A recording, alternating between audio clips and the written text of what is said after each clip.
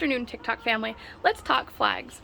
This particular flag is representative of a loved one who served overseas. This particular flag dates back to World War II, and the V shape represents the service branch, which was the Navy. This particular flag is not my own family member. I received this in a tag sale. I knew the person who was having this tag sale, so I tried to save as many of their heirlooms as they could, and this one just stood out to me. I'm glad that I picked this up because the particular story is really interesting. This particular flag was owned by Horace Young Barber and Mabel Hartman. Their son, Alvin Thomas Barber, was born in 1906 in Derry, Mifflin, Pennsylvania, and he passed away in Bethesda, Maryland in 1979. He and his wife, Doris, are buried at Arlington National Cemetery. He was the brother of Carol Barber, and Carol's daughter is the person that I personally knew. They just happened to be our cousins. Upon finding family research, Alvin here is actually my third cousin, 4 times removed brothers-in-law. So his brother married into my family. We did not know that at the time, so it was completely coincidental that he just happens to be related at the same time of being related to my neighbor. So Alvin's history is that he served in the Navy. He lived in DC, and he was on the ship that the treaty to end World War II was signed on by the American and Japanese ambassadors.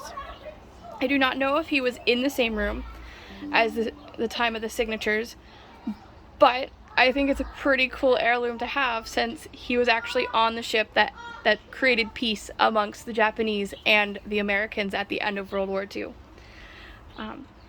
I do not know if he served any major combat. Most of his records just show that he traveled from Hawaii to Japan, and he then moved back to Washington, D.C. He did try to apply for a veterans compensation through Lycoming County. However, since he did not reside in Lycoming County at the time, it was denied. I'm assuming that he most likely probably tried to enter in for D.C., since that's where he resided most of his time according to census records. Him and his wife Doris were married in Florida.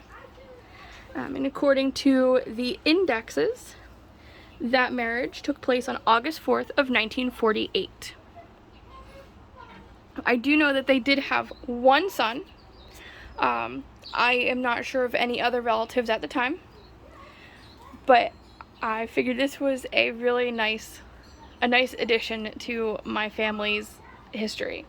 If you look up his obituary, you will see that it is specifically listed that he was on that ship in World War II.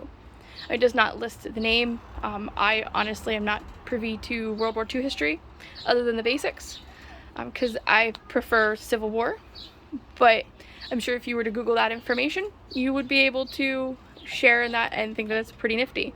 I encourage anyone who has World War II veterans in their family to research and see if they have any significant historical markers. This is really truly a gift in disguise. And as you can see, it's a little bit dirty, so I do plan on trying to clean it up and make it shine bright white again.